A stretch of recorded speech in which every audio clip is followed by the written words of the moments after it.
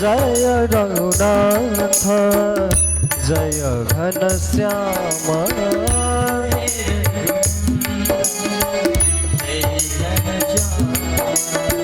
सिया राम मय सब जग जाने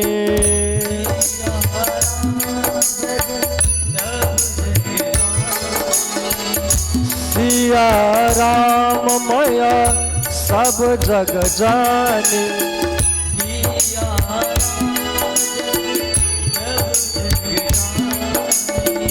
करहु प्रणाम जोर जुग पाने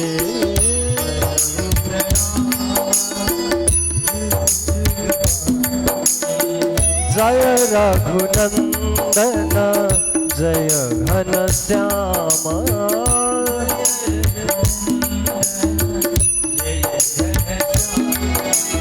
रामचंद्र भगवान की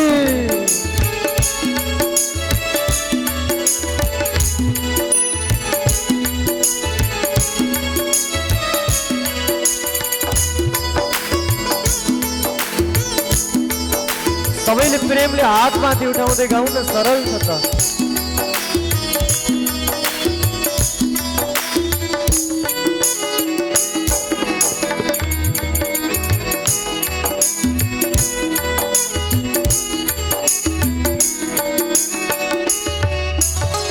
कलियुग केवल नाम आधार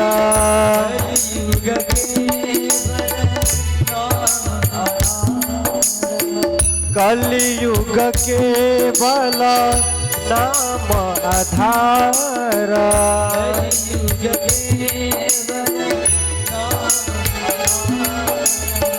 सुमिर सुमिर नर उतरहि पारा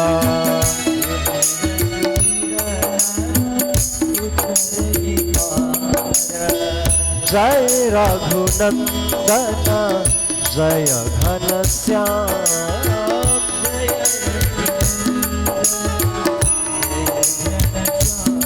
जगत जननी माता की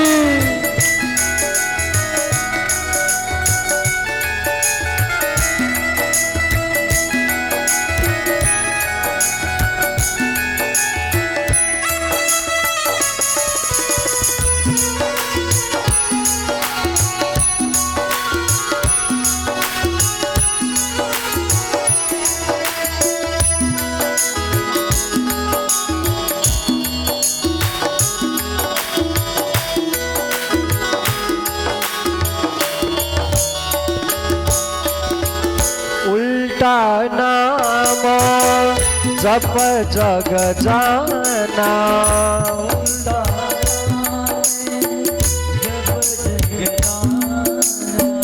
उल्टा नाम जप जग जाना,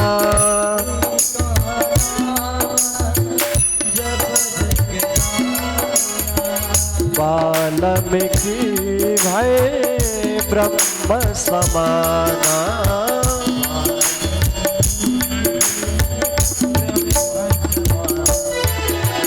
जय रघुनंदन जय घनश्याम,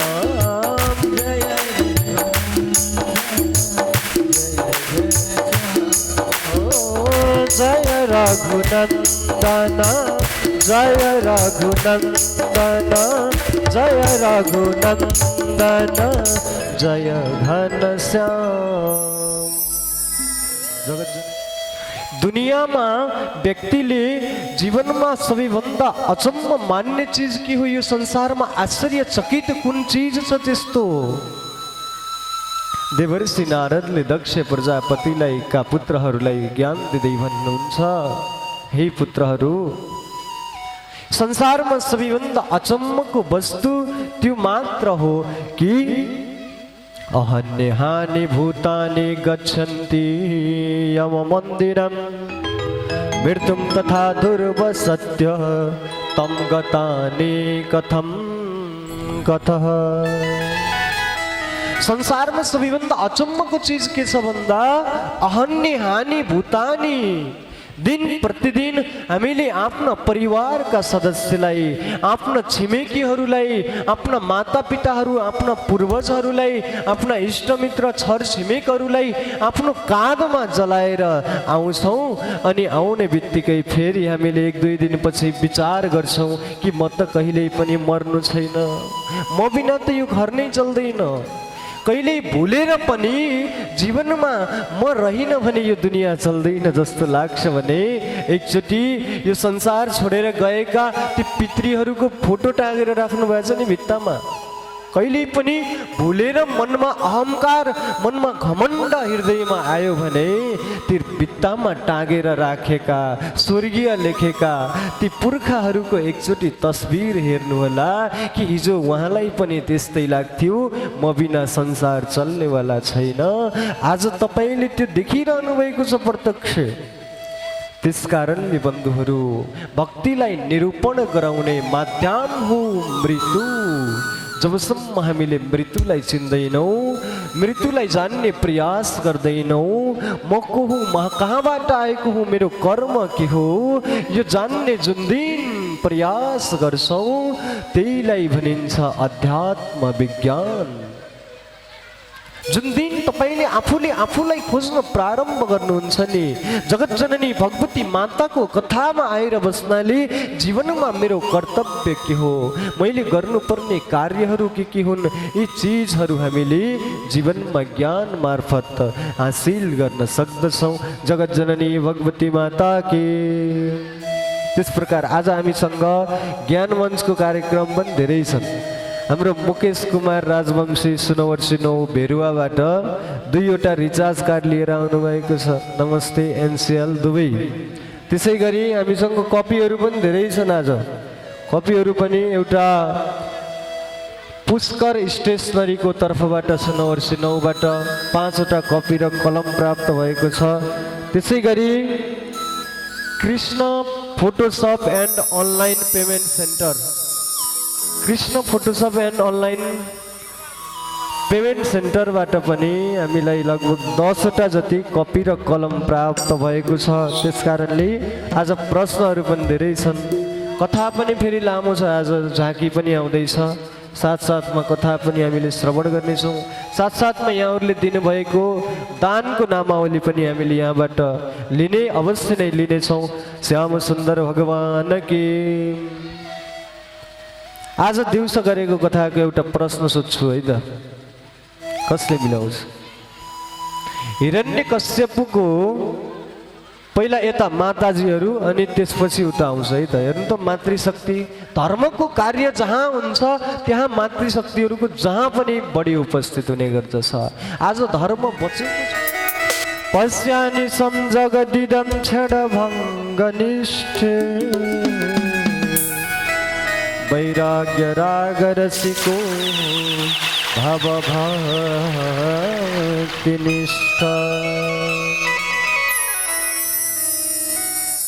बन्धुहरू यो जीवन अनमोल छ, क्षणभङ्गुर छ। यो क्षणभङ्गुर जीवनमा कहिल्यै पनि अहङ्कार नगरिकन निश्चल रूपमा परमात्माले जे जति दिनुभएको छ त्यही चिजमा रमण गर्न सक्नु नै मनुष्य जीवनको सबैभन्दा ठुलो उन्नति र प्रगति त्यसैमा रहन्छ। नत्र कसैले कुनै पनि चिजले व्यक्तिहरूलाई पुगिरहेको हुँदैन।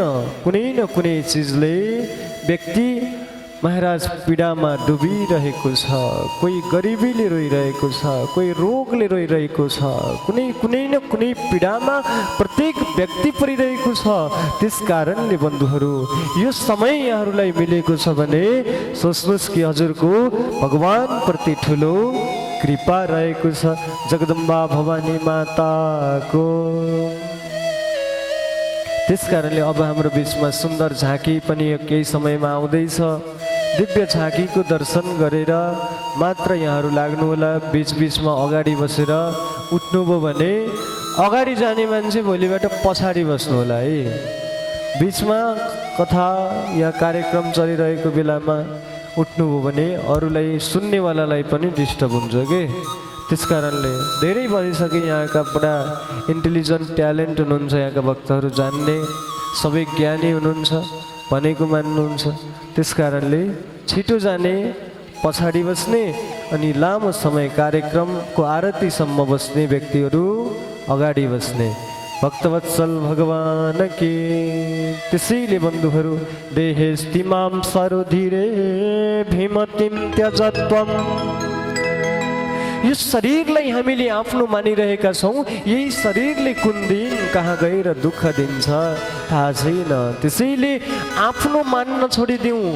अरे परमात्माले दिएको शरीर हो, जहाँ जस्तो अवस्थामा रहे पनि म सम्हालिन सक्छु भन्ने भावना हामी भित्र हुनुपर्दछ। नत्र आत्मदेव जस्तो रुन पर्छ कि धनः कस्य सुतः कस्य किम्बा जलते निसम। यो शरीरलाई धेरै माया प्रेम गर्न थाल्यो भने यही शरीरले एक दिन कष्ट दिन थाल्छ। हामी काम गर्न छोडिदियौँ, अब मैले कमाएँ, अब म बसी बसी खान्छु भनेर शरीरलाई आराम दिन आराम दिन थाल्छौँ त्यति तपाईँको रोग पनि बढ्दै जाने गर्दछ। त्यसैले वेद भन्छ वज्रान् शरीरिणां यात्रम नात्रिथैव तदर्हणाम्। यो शरीर वज्र हो। यो शरीरलाई जति चलाउन सक्छौँ त्यति बलियो हुने गर्दछ। र हामीले मेरो शरीर मैले त आराम पाए हुन्थ्यो। कसैले केही काम गर्न लगायो भने आधा काम गरेर कामचोर, आधा काम गरेर छोडिदिन्छौँ।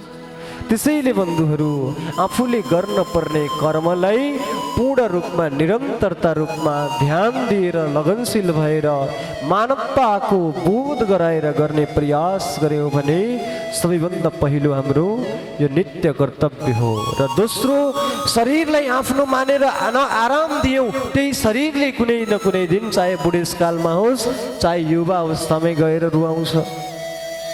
जो बढी सुतिरहन्छ, जसलाई केही काम गर्नु छैन, उही त डिप्रेसनमा आज सुगर प्रेसर अनैतिक रोगहरूले पीडित भइरहेको छ। किनकि हामीले शरीरलाई आराम दिइरहेका छौँ। शरीर आराम गर्नेवाला चिज होइन, यो जति चलायो त्यति चल्ने चिज हो। र दोस्रो पहिलो शरीरलाई आफ्नो मान्यौँ, शरीरले रुवाउँछ। दोस्रो धनलाई आफ्नो मान्यौँ। सुतः कस्य धन, धनले पनि व्यक्तिलाई जब आफ्नो सोच्छौँ, अहिले धेरै धन कमायौँ अनि केही समयपछि त्यो धन कहीँ हरायो, कसैले लुटिदियो, कसैले चोरिदियो भने यो शरीरलाई नै गलाइदिन्छ। अरे मैले यति मेहनत गरेर कमाएको, यति समयसम्म दुःख गरेको, मेरो यो धनको पनि नाश भयो अनि त्यो धनले पनि तपाईँलाई निदाउन दिँदैन। एकजना गुरु र एकजना शिष्य हुनुहुन्थ्यो। ध्यान दिएर सुन्नु होला, एउटा धनको कथा श्रवण गराउँदैछु।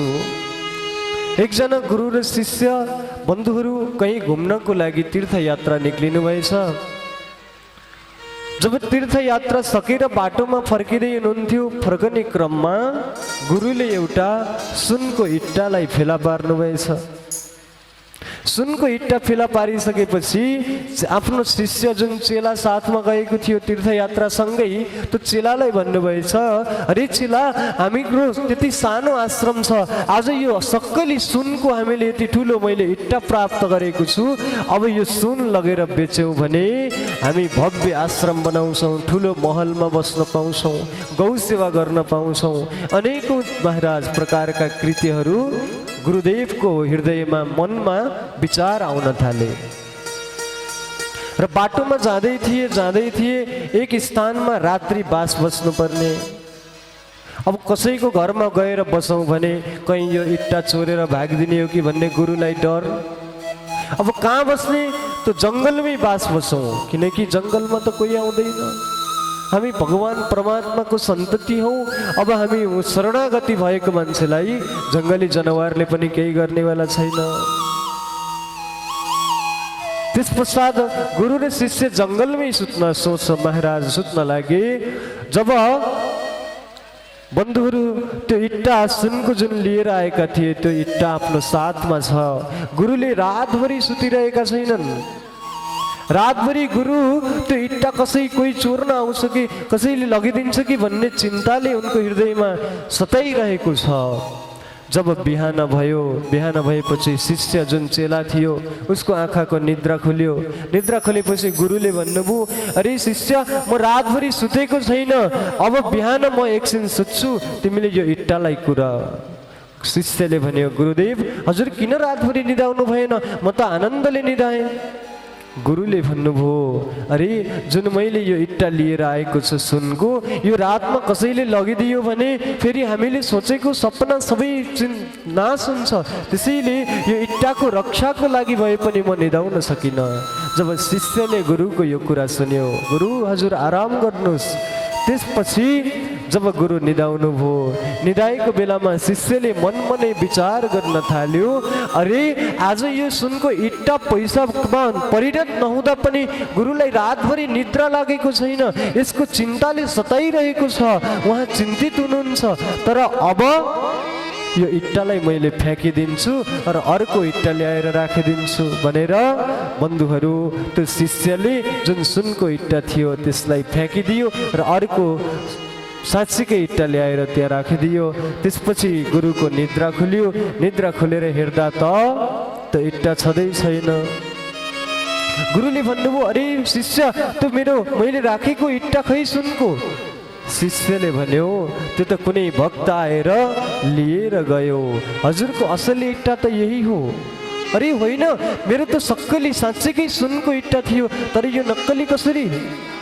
शिष्यले भन्यो, हे गुरुदेव, जुन एउटा सुनको इट्टाले हजुरलाई रातभरि निदाउन दिएन, चिन्तामा सतायो, हिजो इट्टा नभएको दिन हजुर कति आनन्दले आरामले सुत्नु भएको थियो, आज हजुर त्यो धन प्राप्त गरेपछि त्यो धनले हजुरलाई निदाउन दिएन, त्यसकारणले त्यो इट्टालाई मैले फ्याँकिदिएँ। अनि गुरुले आफ्नो आँखा खोलेर विचार गरेर सोच्नुभयो, अरे तिमी शाश्वत सत्य भन्दैछौ, हिजो जुन चिजमा मेरो थिएन म आनन्दले जिरहेको थिएँ, आज मैले झन् ठुलो चिज प्राप्त गरेँ भन्ने मलाई गौरव छ, मलाई एकदम आनन्द आइरहेको छ, तर मैले आफ्नो चिन्ताको कारणले गर्दा निदाउन सकिनँ। त्यसकारणले बन्धुहरू, धन कस्य, धन तपाईँको होइन, धन जुन चिजलाई तपाईँले आफ्नो मान्नुहुन्छ त्यही चिजले हजुरलाई सताउने गर्दछ। शरीरलाई आफ्नो मान्यौ, शरीरलाई धेरै प्रेम गर्न थाल्यौँ, त्यही शरीरले सताउन थाल्यो, अनि धनलाई आफ्नो मान्यौ, त्यही धनले सताउन थाल्यो, त्यही धनको रक्षा गर्ने एउटा चिन्ताले सताउन थाल्यो। अब आफ्नो पुत्र सुतः कस्य, छोराछोरीलाई आफ्नो मान्यौ, बेटाबेटी छोराछोरीलाई आफ्नो मान्यौ, त्यही छोराछोरीले रुवायो। त्यसकारणले किम्बा जलते निसम, यो संसारमा आफ्नो भन्नु केही छैन। त्यसैले बन्धुहरू ध्यान दिनुपर्ने कुरा देहेस्तिमाम शिरोधिरे भीमति त्यजत्वम्। मृत्यु निश्चित छ, त्यसैले मृत्युलाई सम्झेर आफ्ना पिता पुर्खाहरूलाई सम्झेर कर्म गर्ने प्रयास गर्ने बानी बसाल्यौँ भने जीवन सदाबहारको लागि सुन्दर बन्दछ। भक्तवत्सल भगवान की।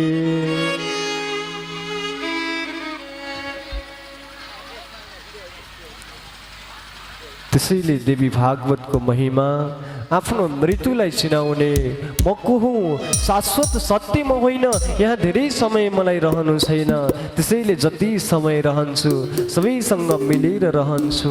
भेदभाव द्वेष ईर्ष्या केही पनि छैन।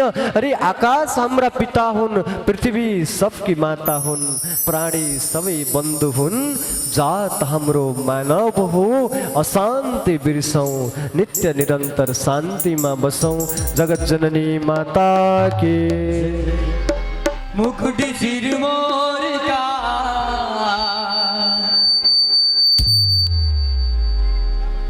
मेरे ये चित चोर का दुने ना ने ना ने ना दुने ना ने ना दुने ना गन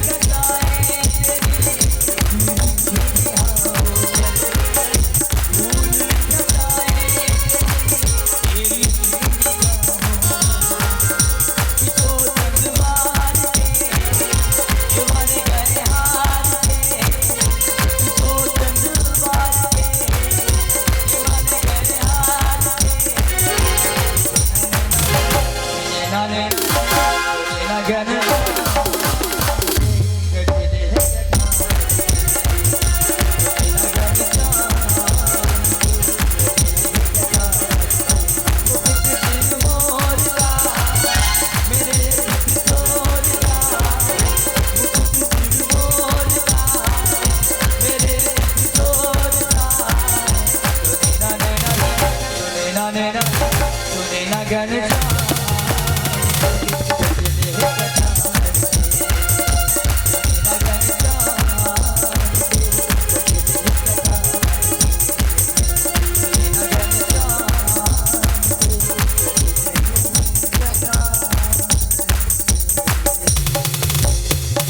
गरिसकेपछि हिरण्यकश्यपु चैनले बाँच्न सकेन। अरे मेरो भाइलाई मार्ने त्यो नारायण मेरो शत्रु हो, त्यो नारायणलाई नै मैले मार्छु भनेर हिरण्यकश्यप आफ्नी पत्नीसँग बन्धुहरू, हिरण्यकश्यपकी पत्नीको नाम के हो? हिरालाल कयादु? बहुत बढ़िया। हिरण्यकश्यप की पत्नी को नाम हो कयादु। कयादुसँग विदा लिएर आज हिरण्यकश्यप जङ्गलतर्फ गयो। जङ्गलतर्फ गएर ब्रह्माजीको अत्यन्त ठुलो भक्त थियो। ब्रह्माजीको भक्त भएको कारणले उसले ब्रह्माजीको तपस्या गर्न लाग्यो। ओम ब्राह्मणे नमः, ओम ब्राह्मणे नमः, यस प्रकार भनिरहेको थियो। त्यही समयमा एक तोता सुगा आएर रुखमा बसेर नारायण नारायण नारायणको आवाज लगाउन थाल्यो। ध्यान दिएर सुन्नु होला, हल्ला नगर्नु त एकछिन। अब झाँकी आउँदैछ त्यसैको प्रसङ्ग जोड्दैछु। त्यस कारणले जब त्यो वृक्षको माथि आएर एउटा तोते सुगा नारायण नारायणको आवाज लगाउन थाल्यो, हिरण्यकश्यपको रिसले चुर हुन थाल्यो। अरे जो मेरो शत्रु नारायण छ, आज मेरो भाइलाई जसले मार्यो उसैको नाम एउटा तोते आएर लिइरहेको छ। हाम्रो बिचमा अतिथि हुनुहुन्छ आदरणीय श्यामानन्द पौदारज्यू सुनवर्सी 6बाट, त्यसै गरी नन्दलाल राजवंशी सुनवर्सी 7बाट उपस्थित हुनुभएको छ। उहाँहरूलाई पनि अतिथिको आचरण गरिदिनु हुन म यस स्टेजमा आमन्त्रण गर्न चाहन्छु। जय श्री कृष्ण। तो मेरो भाइ नारायणले मारे, बराहले मारे, तो आज उनको वध गर्छु भनेर तपस्या गर्न गएको हिरण्यकश्यपु जङ्गलमा गएर आफ्नै शत्रुको नाम सुन्न थाल्यो। त्यसपछि अत्यन्त क्रोध भयो। अरे म आज कस्तो राम्रो दिन नपारिकन आएछु, कुनै ज्योतिषकोमा नहेराइकन। यस प्रकार उसले सोच्न थाल्यो। फेरि भोलिपल्ट गएर पनि फेरि तपस्या गर्दा नारायण नारायण कुनै आवाज उत्पन्न भयो। त्यसपछि हिरण्यकश्यपु सिधै गयो कहाँ?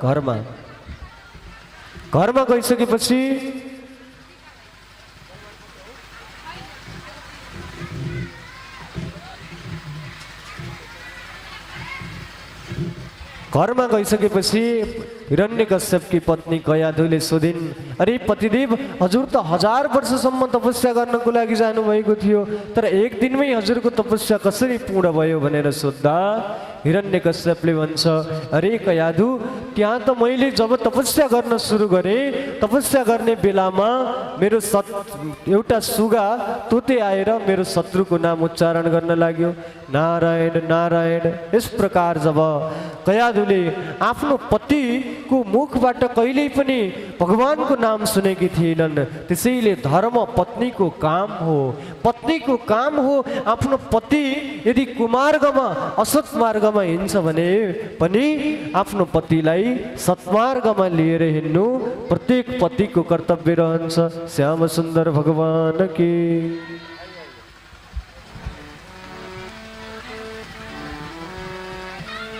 अब हाम्रो बिचमा झाँकी पनि आउँदैछ, त्यस कारणले गर्दा अब यहाँ यस्तै छ, दिउँसो आउनुपर्छ कि कथा सुन्न आनन्दले।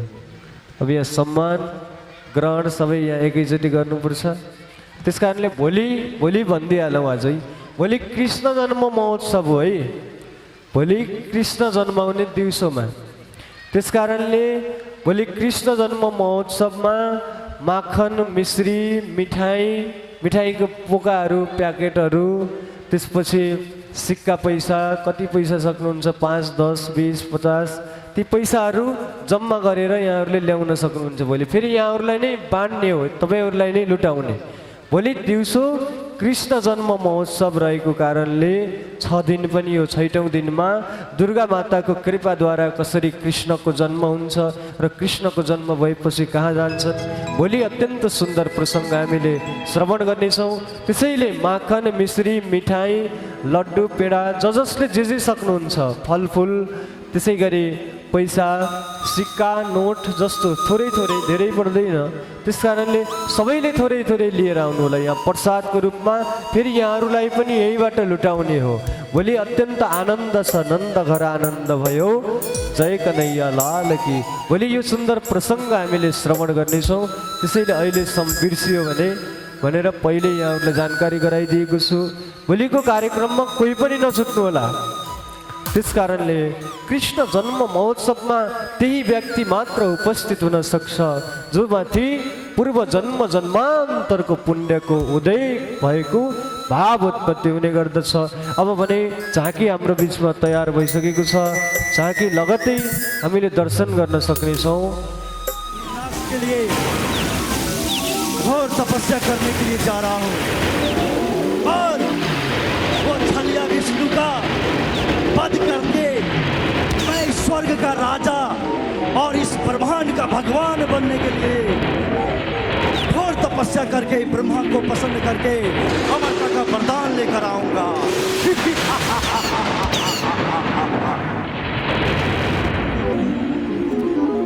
लगता है वो घड़ी आ गया है और वो जगह भी आ गए हैं हम, और मुझे तपस्या करना होगा।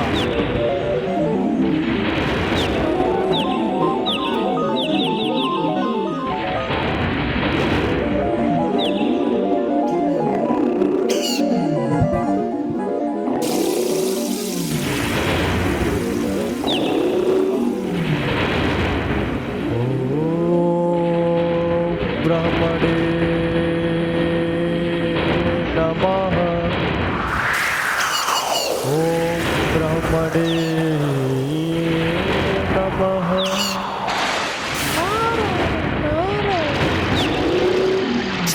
ब्रह्मणे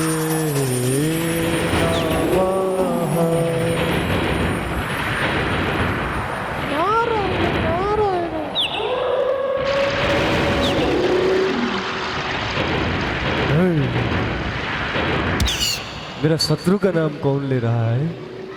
मैं आज तपस्या करने के लिए आया हूँ, लेकिन इस तपस्या करने के स्थान में आकर भी मेरा शत्रु का नाम कोई ले रहा है ऐसा मुझे लग रहा है। फिर तपस्या करूंगा। ये स्थान तो गलत हो गया हो। ओम ब्रह्मणे नमः। अरे ये स्थान भी गलत है। फिर दूसरे जगह जाऊंगा। यहाँ से थोड़ा उधर जाऊंगा, उधर जाकर फिर तपस्या करूंगा। फिर जगह परिवर्तन कर लिया। जगह परिवर्तन करके फिर ध्यान करने लगे। ओम ब्रह्मणे नमः।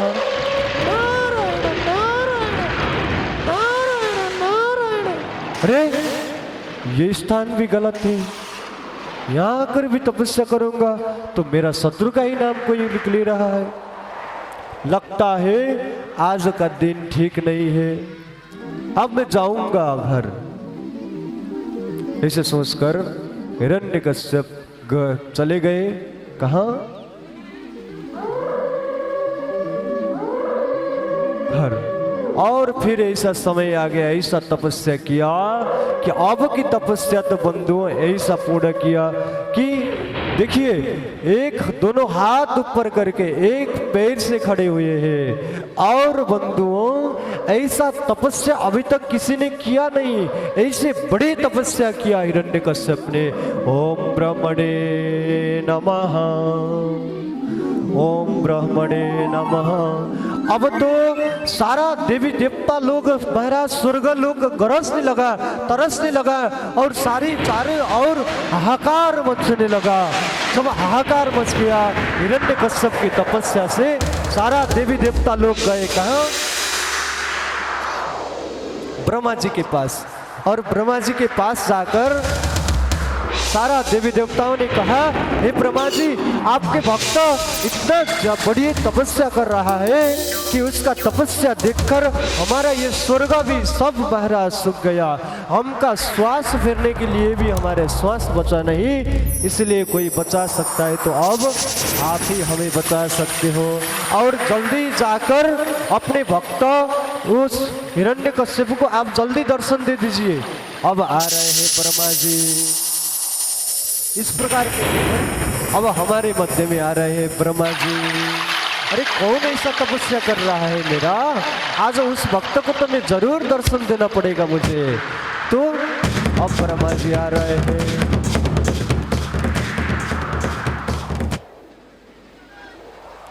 जब हिरण्यकश्यप इतना बड़ा त्याग कर रहा है और ब्रह्मा जी आ रहे हैं, ये ब्रह्मा जी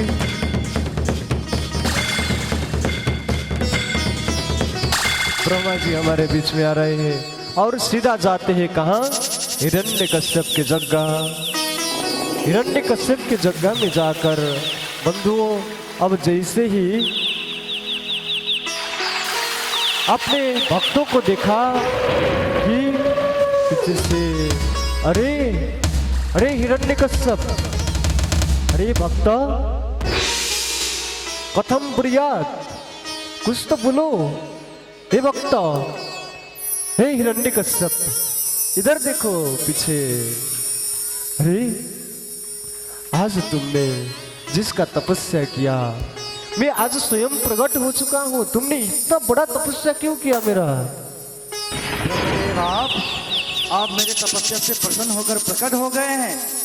हिरण्यकश्यप, इस हिरण्यकश्यप का प्रणाम स्वीकार करे ब्रह्मदेव। जय हो बालक, सौभाग्यवान भव। हे ब्रह्मदेव, यदि आप मेरे तपस्या से प्रसन्न है तो मुझे अमरता का वरदान प्रदान कीजिए ब्रह्मदेव। अरे हिरण्यकश्यप, तुम क्या बात कर रहे हो? यही वरदान में नहीं दे सकता, मैं स्वयं अमर नहीं हूँ। जब ये पृथ्वी लोक में प्रलय होता है ना, तो प्रलय के समय मैं भी यहाँ रहने वाला नहीं। मैं ब्रह्म हूँ, मेरी सृष्टि है, लेकिन मैं स्वयं नष्ट हो जाऊंगा। ये अमरत्व का वरदान मैं तुम्हें प्रदान नहीं कर सकता। नहीं ब्रह्मदेव, यदि आप मेरे तपस्या से, घोर तपस्या से प्रसन्न है तो मुझे अमरता का ही वरदान चाहिए, नहीं तो मुझे ये वरदान नहीं चाहिए ब्रह्मदेव। हिरण्यकश्यप, मैंने बताया कि स्वयं मैं अमर नहीं हूँ। जब ये पृथ्वी प्रलय हो जाता है तो प्रलय के समय में स्वयं को मरना पड़ता है, और तुमको मैं कैसे अमरत्व का वरदान दूं? और कुछ वरदान मांगना है तो मांगो, मैं तुमको दे दूंगा।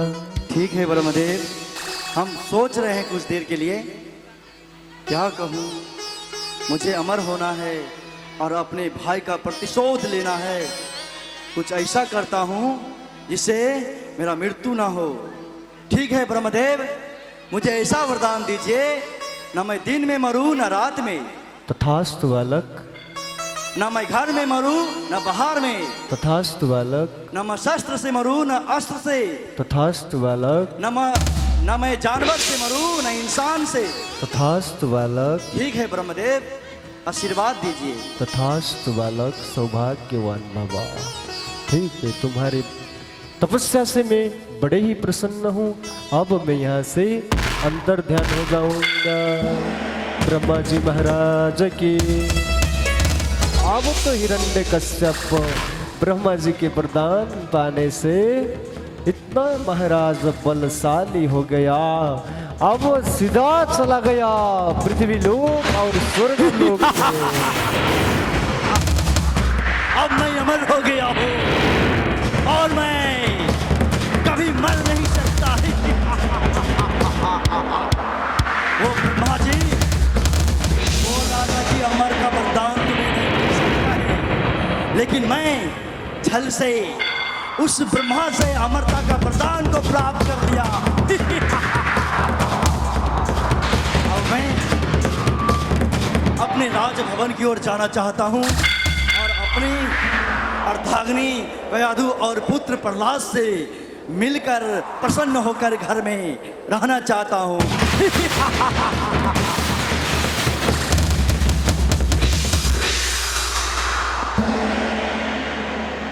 अब हिरण्यकश्यप ने जब ऐसा वरदान प्राप्त किया घर के सारा प्रजा और देवताओं को दुख देते हुए बंधु अपने घर में चला गया। घर में जाने के बाद जब अपने बहुत वर्ष 5000 वर्ष के बाद आज हिरण्यकश्यप अब घर जा रहा है।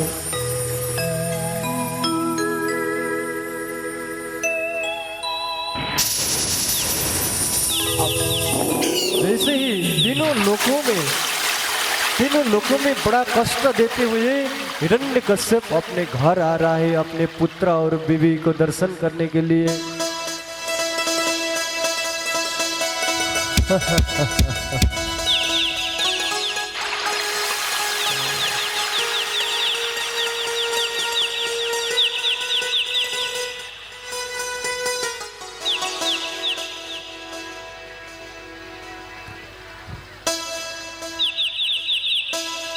फिर अब हिरण्यकश्यप बहुत समय के बाद अब घर में आ रहे हैं। किसके दर्शन करने के लिए, किससे मिलने के लिए? अरे मेरी बेटी, मेरी पत्नी गर्भवती थी, अब तो मेरे घर में बालक भी हो गया होगा। जाऊंगा और बालक से मिलूंगा और मेरी बीवी से मिलूंगा, उसको अच्छा शिक्षा और संस्कार प्रदान करूंगा। ऐसा सोच के पुनः हिरण्यकश्यप फिर इस स्थान में आ रहे हैं। सारा प्रजा को डांटते हुए अब मुझे कौन मारने वाला है? अब हिरण्यकश्यप नहीं, वो भगवान है और हमारा जयकार जो नहीं करेगा वो मुक्ति को प्राप्त करेगा। और हमारे सेनापति पूरे ढिंडोरा मचा दो, हिरण्यकश्यप भगवान बन गया है और जो भगवान का नाम नहीं लेगा उसे मृत्यु को प्राप्त करना पड़ेगा।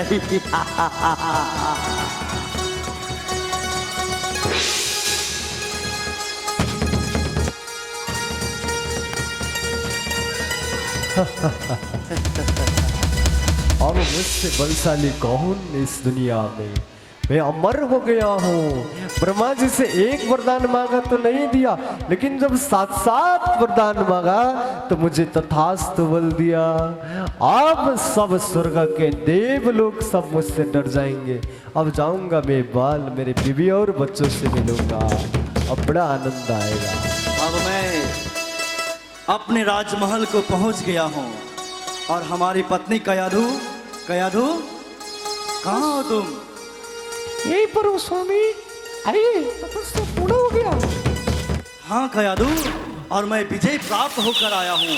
अब देखना उस छलिया विष्णु को मैं छोड़ने वाला नहीं हूँ। और एक बात बताना चाहता हूँ कयाधु, मैं तपस्या करके थक चुका हूँ और मेरे लिए आसन का व्यवस्था किया जाए। ठीक है स्वामी, आपके तो रक्षक है ना, उन लोगों से बोलिए ना। मैं तो बच्चों के सेवा करते करते थक गई हूँ, बुलाइए आपने सेवक को। हमारे सेनापति शीघ्र भवन में उपस्थित होने की कोशिश करो। अब बताइए स्वामी, आदेश। क्या बात है, तुम लोग खा के मोटा गए हो, कुछ काम भी नहीं करते हो, महारानी बोल रही है। अरे आप जैसे महाराजा के घर में निवास करने का सौभाग्य हमें प्राप्त हो रहा है और हम मोटा नहीं हो जाएंगे तो कौन मोटा होगा स्वामी? आप। और हमारी महारानी देखो कितना दुबला गई है। तुम लोग भोजन का प्रबंध नहीं करते हो क्या फल लाके नहीं देते हो? अरे स्वामी, वो अंदर ही अंदर छिप के खाती है, हमें कुछ दिखाती नहीं। देखिए ना कितना मोटे हो गई है। इसलिए तुम मोटा गए हो। जाओ हमारे लिए व्यवस्था किया जाए, भोजन और कुर्सी का व्यवस्था किया जाए। ठीक है स्वामी, हम आपको सब आसन उधर आ चुका है, आप बैठ जाइए। स्वामी, आपको पता है? बताओ। हमारे तो कुछ भी मालूम नहीं है और हमारा पुत्र कितना बड़ा हो गया है। वही तो मैं दिखाना चाहती हूँ आपको। देखिए, अरे बेटा, तुम्हारे पिता। हमारे पुत्र तो बहुत बड़ा हो गया है और तेजस्वी भी लगता है, क्योंकि ये हिरण्यकश्यप का बेटा है। पुत्र आओ बैठते हैं। प्रणाम पिताजी। अब मैं 5 साल का। नहीं पुत्र, यहाँ पे आओ, मेरे गोद पर बैठो। हाँ पिताजी। कितना सुंदर है मेरा पुत्र। पिताजी, अब मैं 5 साल का हो गया हूँ और मुझे पढ़ने का इच्छा भी है। आप मुझे पढ़ाओगे ना? हाँ पुत्र, हम तुमको पढ़ाएंगे। तुम 5 साल के हो गए। बताओ, अभी तक से क्या हासिल किए हो? शिक्षा करने के लिए गए थे तुम? हाँ पिताजी, मैंने बहुत कुछ सीखा हूँ। आपको हाँ। बता दो। तुमको मालूम है, अब तुम्हारा पिताश्री हिरण्यकश्यप भगवान बन गया है। अरे भगवान, मेरे तो पिताजी को भगवान तो माना, लेकिन साक्षात स्वयं सत्य भगवान तो आप नहीं है ना, सत्य तो कोई दूसरे हैं। नहीं पुत्र, तुम्हें कुछ ज्ञात नहीं। मैं घोर तपस्या करके अमरता का वरदान प्राप्त करके भगवान बन गया हूँ, और उस छलिया विष्णु को मैं छोड़ने वाला नहीं पुत्र, और तुम्हें पिताश्री का साथ देना चाहिए। अरे पिताजी, ये नहीं। यदि आप सुनना चाहते हो तो भगवान कौन है मैं आपको बताऊं? कौन है भगवान, बताओ। श्रवणम कीर्तनम विष्णु स्मरणम पाद सेवनम अर्जनम वंदनम दास्यम सख्यमात्म निवेदनम। वही साक्षात भगवान विष्णु तो है हमारे भगवान। तुम उस छलिया विष्णु का नाम ले रहा है। तुम नहीं जानते हो वो विष्णु जो छल करके मेरे भ्राता हिरण्याक्ष का वध किया था, और तुम उसी का नाम ले रहे हो पुत्र प्रहलाद। अरे नहीं पिताजी, हमने तो अपने कर्ण रंध्र से हरि का ही कथा सुना, और जीवन में विष्णु का भक्ति करने की शिक्षा मुझे मिली है। इसीलिए वो विष्णु से बड़ी भगवान आप नहीं हो सकते मेरे पिताजी। पुत्र प्रहलाद, खबरदार, आइंदा कभी तुम उस छलिया विष्णु का नाम लिया तो सेनापति जाओ, प्रहलाद को अग्नि में डाल दिया जाए। मेरा आदेश का पालन हो। स्वामी जी, ऐसा मत कीजिए ना, आपका ही पिता है नहीं। तुम्हारे लाड पार से मेरा पुत्र बिगड़ गया है कयाधु। तुमने ये अपने पुत्र को कैसा शिक्षा दिया है? कयाधु, तुम बगल हो जाओ। जब जैसे ही प्रहलाद जी महाराज को हिरण्यकश्यप ने गोद से निकाल दिया और उसको भेज दिया कि जाओ इसको अब भीड़ से महाराज उसको गिरा कर मार दो, ऐसा बोलकर अपने बेटा को भेज दिया। और बेटा को भेजने के बाद बंधुओं, उनके दूतों ने बहुत उनको डांटा, मारने का प्रयास किया, लेकिन प्रहलाद का बाल बांका भी नहीं हो सका। और जब सेवक महाराज के आगे आते हैं, अब जैसे ही महाराज हिरण्यकश्यप के आगे सेनापति आ गए हैं। हे महाराज। हाँ सेनापति, बताओ क्या अरे, हुआ? हमने आपको बेटे के मारने के लिए बहुत जगह ढूंढ लिया। एक भीड़ में महाराज पत्थर के ऊपर से उसको गिराने का प्रयास किया, लेकिन उसको कुछ नहीं हुआ। वो स्वयं आ रहा है और वहां भी वो हरि का ही कीर्तन करता है। क्या करूं उसको? ओ, अग्नि से जलाने के बाद, पहाड़ से नीचे फेंकने के बाद भी वो नहीं मरा? नहीं मरा पिताजी, वो तो बहुत हरि का भक्त ही हूँ। मैं हरि के सिवाय और किसी का कीर्तन करने वाला नहीं हूँ। देखो पुत्र, मैं तुझे फिर समझाने की प्रयास करता हूँ। तुम हमारे पुत्र हो, और असुर राज को, असुर को इस संसार में स्थापना करना है पुत्र मेरे। और इस हिरण्यकश्यप को भगवान मान लो पुत्र। अभी भी तुमको समय दिया जा रहा है। ऐसा नहीं, हमने जीवन में एक ही शिक्षा सीखा है पिताजी। आप मेरे पिता हो, लेकिन जीवन देने वाले साक्षात जगतपति भगवान विष्णु आपको मैं अभी भी नहीं मान सकता। इसलिए आपको जो करना है मुझे कीजिए, लेकिन नहीं पुत्र नहीं। सेनापति, आदेश महाराज। जाओ, इसे सांपों से डसवाया जाए। हाथी से कुलचाया जाए। अब जब प्रहलाद जी महाराज, लगता है उस छलिया विष्णु ने मेरा पुत्र का मस्तिष्क भ्रम कर दिया है, और मैं उस विष्णु को छोड़ने वाला नहीं हूँ। और जब प्रहलाद जी यहाँ से गए, उनको सांप से डसने का और हाथी से गुलजाने का काम किया, तब भी उन्होंने भगवान का कीर्तन करना नहीं छोड़ा। उन्होंने अब सभी जगह जाकर अपने और शिष्यों से महाराज गाना प्रारंभ कर दिया। हरि शरणम हरि शरणम हरि शरणम प्रभु शरणम हरि शरणम हरि शरणम हरि शरणम प्रभु शरणम हरि शरणम हरि शरणम हरि शरणम प्रभु शरणम हरि शरणम हरि शरणम हरि शरणम हरि शरणम हरि शरणम प्रभु शरणम।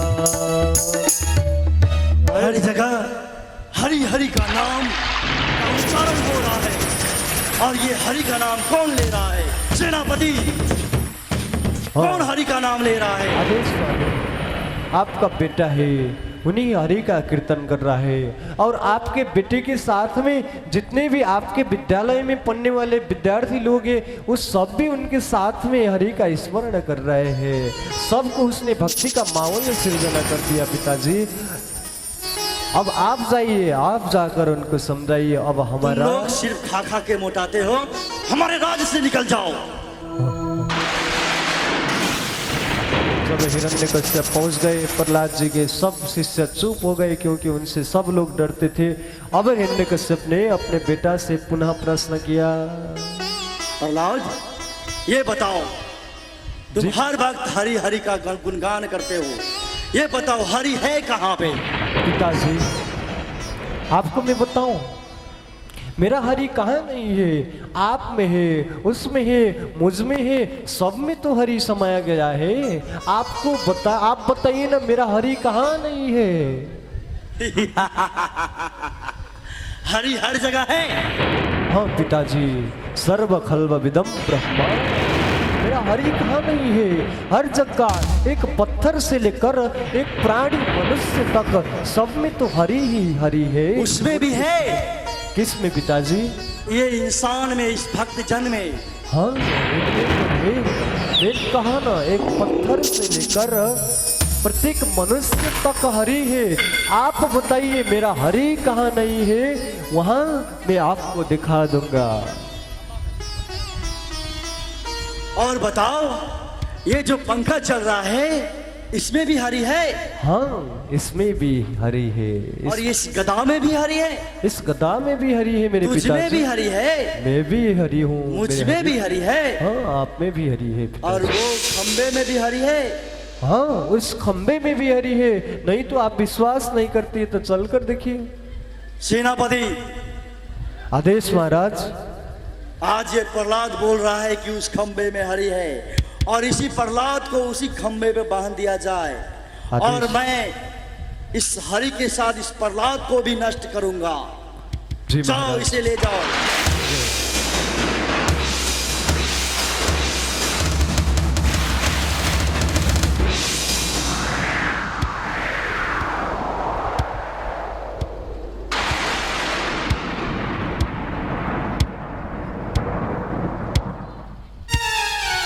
जब हिरण्यकश्यप प्रहलाद के साथ गया और प्रहलाद के साथ जाकर जहाँ हिरण्यकश्यप ने इस जगह है कि नहीं है ऐसा करके दिखाया, अब वहाँ क्या होता है।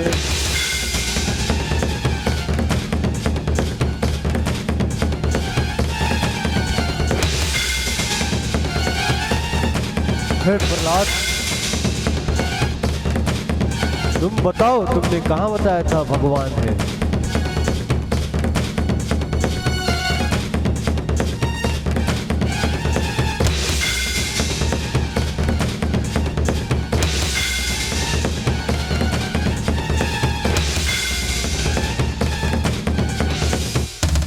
हरि को मैं ढूंढ रहा हूं, अभी तक कोई हरि नहीं मिला है मुझे। कहाँ है वो हरि? अभी तक मुझे हरि का दर्शन नहीं मिला। क्या यहाँ हरि है कहीं छिपा हुआ है? आप लोगों ने देखा है तो मुझे बताइए। मैं आज उससे युद्ध करना चाहता हूँ, आज उसको मैं जिंदा नहीं रखने वाला हूँ। अरे जिसे पूर्ण अमरत्व का वरदान दे चुका हूँ, मुझे अब मारने वाला कौन है?